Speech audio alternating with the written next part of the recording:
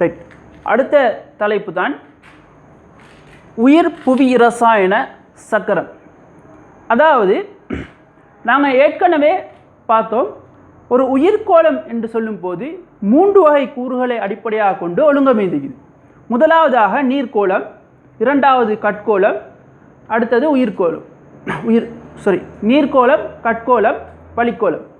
இந்த 3 கோளங்களின் ஊடாக சூழத்தொகுதியில் காணப்படுற அத்தியாவசியமான இரசாயன பதார்த்தங்கள் சக்கர வடிவில் சுழற்சி அடைகிற செயல்முறை தான் உயிர் புவி இரசாயன சக்கரம் என்று சொல்கிறோம். அதாவது அந்த கனிப்பொருட்களுடைய, அதாவது அத்தியாவசியமான அந்த கனிப்பொருட்களுடைய சுழற்சியை பார்த்தால் ஒரு சக்கர வடிவில் மீண்டும் மீண்டும் மீண்டும் நடக்கிறது போல காணப்பட போகுது. அதை பற்றி தான் நீங்கள் பார்க்க போகிறோம். இந்த இடத்துல அத்தியாவசிய இரசாயன மூலகங்கள் அல்லது பதார்த்தங்கள் என்று சொல்லும்போது முதலாவதாக நீர். நீரினுடைய சுழற்சி சக்கரமாக காணப்படும். ரெண்டாவது கார்பன். கார்பன் ஒரு சக்கர வடிவில் இயற்கை சுழற்சியில் சுழற்சி அடைந்து கொண்டு காணப்படுது. மூன்றாவதாக நைதரசன். நான்காவதாக பொசுபரஸ்.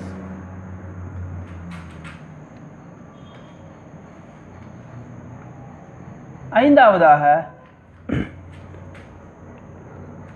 4. இந்த 4ல் முக்கியமானதாக இந்த கார்பனுடைய சக்கர செயல்முறையும் நைதரசனுடைய சக்கர செயல்முறையும் இந்த இடத்துல நாங்கள் பார்க்க வேண்டியது. இப்போ முதலாவதாக உயிர் புவி இரசாயன சக்கரத்தில் கார்பனுடைய சுழற்சி எவ்வாறு காணப்பட போகுது என்று பார்க்குறோம். இப்போ இந்த வரைபடத்தை பார்த்தால் கார்பனுடைய வளிமண்டல இயற்கையில் கார்பன் வளிமண்டலத்தில் கார்பன் டை ஆக்சைடாக காணப்படுது. அதனுடைய வீதம் 0.03 வீதம். இயற்கையில் வளிமண்டலத்தில் கார்பன் டை ஆக்சைடு வடிவில் கார்பன் காணப்படுது. இந்த வளிமண்டல கார்பனை கார்பன் டை ஆக்சைடு வடிவில் தாவரங்கள் ஒளித்தொகுப்புக்கு பயன்படுது.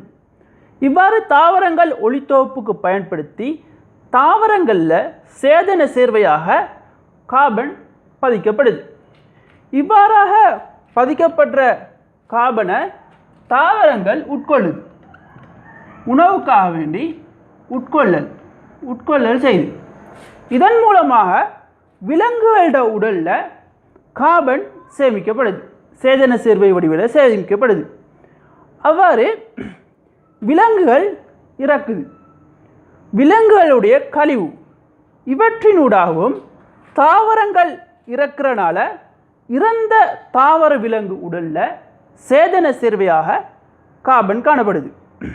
அவ்வாறு காணப்படுற இறந்த தாவர விலங்கு உடல்கள் நீண்ட காலம் அதிக வெப்பத்துக்கும் அதிக அமுக்கத்துக்கும் அமுக்கப்படுவதால் படிவாக்கம் நடக்கிறதுனால ஒரு 1000 வருடம் 2000 வருட கால இடைவெளியில் பிரிந்தழியை நடந்து அமுக்கப்படுதல், வெப்பத்தால் அழிவடைதல் போன்ற செயற்பாட்டின் காரணமாக உயிர்ச்சுவட்டு எரிபொருளாக மாற்றமடையும். அதே போல் அந்த தாவர விலங்கு உடல்கள் நீர்நிலைகளில் வீழ்படிவாக்கம் மூலம் படைகளாக படிவடைந்து சுண்ணாம்பு பாறைகளாக உருவாக்கம் பெறுது. சுண்ணாம்பு பாறைகளில் கார்பனேட்டுகளாக இந்த கார்பன் காணப்பட போகுது.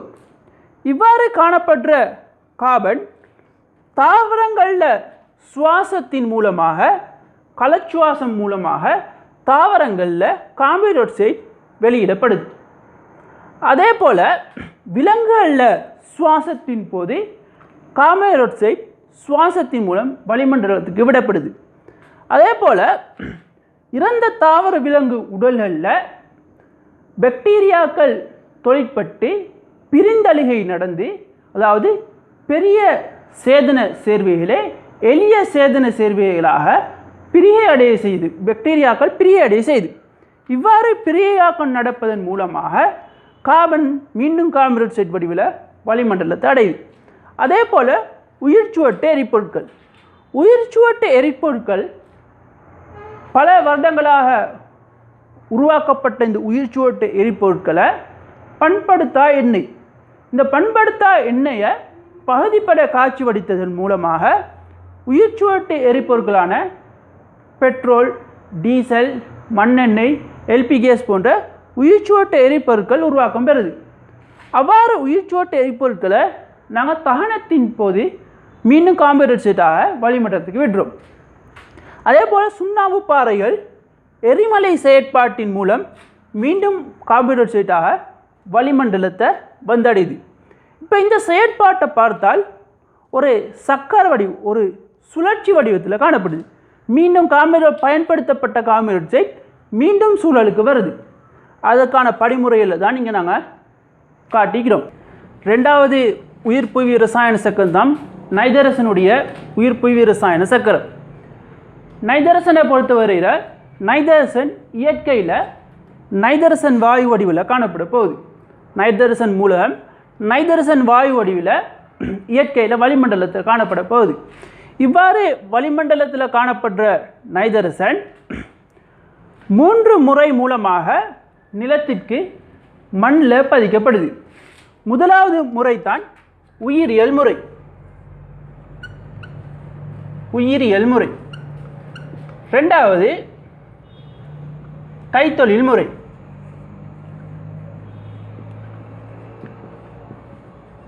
மூன்றாவது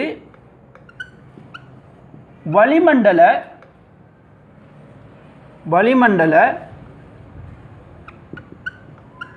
நிலைப்படுத்தல் முறை.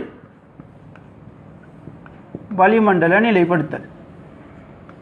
இவ்வாறு 3 வடிவத்தில் மண்ணில் நைதரசன் பதிக்கப்படுது. முதலாவதாக உயிரியல் முறை. உயிரியல் முறையில் நுண்ணங்கியலை அடிப்படையாக கொண்டு மண்ணில் நிலத்தில் நைதரசன் பதிக்கப்படுது. அந்த உயிரியல் முறையில் நுண்ணங்கியலில் 2 வகையான நுண்ணங்கியல் காணப்படுது. ஒன்று ஒன்றிய வாளிகள், அடுத்தது சுயாதீன வாளிகள். உயிரியல் முறையில் முதலாவதாக ஒன்றிய வாளிகள். இந்த ஒன்றிய வாளிகள் என்று சொல்லும்போது இன்னொரு அங்கியோட ஈட்டத்தில், அதாவது 2 அங்கிகள் ஒன்றிணைந்து வாழும். அதாவது இந்த இடத்துல ரைசோபியம் என்கின்ற பாக்டீரியா அவரை குடும்ப தாவர வேர்க்கணுக்களில் வாழ்ந்து நைதரசனை மண்ணில் பதிக்குது. அதாவது NH4+ வடிவத்தில், அமோனியா அயன் வடிவத்தில் மண்ணில் பதிக்குது. அதே மாதிரி சுயாதீன வாளிகள், அதாவது தாவரங்கள் எப்படி சுயாதீனமாக ஒளித்தொகுப்பு செய்தோ அதே மாதிரி இந்த நுண்ணங்கிகள் சுயாதீனமாக மண்ணில் நைதரசனை பதிக்கும். அதில் முதலாவது அசடோபெக்டர், ரெண்டாவது எனபீனா நோஸ்டாக், மூணாவது கொலஸ்ட்ரிடியம். இந்த 3 நுண்ணங்கிகளும் சுயாதீனமாக மண்ணில் காணப்பட்டு வளிமண்டல நைதரசனை அமோனியா வடிவில், அமோனியா அயன் வடிவில் பதிக்கப்பட போகுது. ரெண்டாவது முறை தான் கைத்தொழில் முறை. கைத்தொழில் முறை என்று சொல்லும்போது விவசாய நிலங்களில் நைதரசன் அமோனியா வடிவத்தில், நைதரசன் நைட்ரேட்டுகளாக, நைதரசன் ஆக்சைட்டுகள் வடிவத்தில் பசலைகளாக அமோனியா உரங்கள் மண்ணில் பதிக்கப்படுது. மூன்றாவது வளிமண்டல நிலைப்படுத்தல். அதாவது மின்னல்ட மின்னிறக்கம் காரணமாக வளிமண்டலத்தில் காணப்பட்ட நைதரசன் ஆக்சிஜனோட தாக்கம் அடைது நைதரசன் ஆக்சைட்டுகளை NO2-, NO3- என்ற வடிவத்தில் மாற்றும். அவ்வாறு மாற்றப்பட்ட நைதரசன் ஆக்சைட்டுகள் வளிமண்டலத்தில் மழையில் கரைந்து, மழை நீரில் கரைந்து புவிய வந்தடையுது. இவ்வாறு வளிமண்டல நைதரசன் புவிய வந்து அடையுது. இவ்வாறு அடைகிற நைதரசனை NO3 வடிவில் தாவரங்கள் அகத்துறிஞ்சும். அவ்வாறு தாவரங்கள் அகத்துறிஞ்சப்பட்ட NO3- NH4+ வடிவத்தில் தன்மயமாக்கல் நடக்குது தாவரங்கள்லையும் நுண்ணங்கியலும். அவ்வாறு தாவரங்களும் நுண்ணங்கியலும் பெற்றுக்கொள்கிற நைதரசன் புரத வடிவத்தில் சேமிக்கப்படும். புரத வடிவத்தில் புரதமாக சேமிக்கப்படும். இவ்வாறு சேமிக்கப்பட்ட புரதம் உட்கொள்ளல் மூலமாக விலங்குகளை வந்தடையுது. இவ்வாறு விலங்குகளை வந்தடைகிற புரதம் இறப்பு, கழிவு என்பவற்றின் மூலம் இறந்த தாவர விலங்கு உடலில் சேதன சேர்வையாக புரத வடிவில் காணப்பட போகுது. அதே மாதிரி தாவரங்களின் நுண்ணங்கிலும் இறப்பதன் மூலமாகவும் இறந்த தாவர விலங்கு உடல்களாக நைதரசன் வந்து அடைய போகுது. இவ்வாறு இறந்த தாவர விலங்கு உடல்கள் பாக்டீரியாக்களோட தொழிற்பாட்டு காரணமாக அமோனியாவாக்கம் நடந்து NH4+ வடிவத்துக்கு மாற்றப்படுது. இவ்வாறு NH4+க்கு மாற்றப்படுகிற நைதரசன் NO2- ஆக மாற்றப்படுது. NO2- மாற்றப்படுது இந்த செயற்பாட்டை நைட்ரேட் ஆக்கம் என்று சொல்லுவோம். இந்த நைட்ரேட் ஆக்கத்தை நடத்துகிற பாக்டீரியா தான் நைட்ரோசோமோனாஸ் என்று சொல்லுவோம். இப்போ NO3- வடிவில் மாற்றப்பட்ட நைதரசன் அயன் NO3- ஆக மாற்றப்படும். அதை நாங்கள் நைட்ரேட் ஆக்கம் என்று சொல்லுவோம்.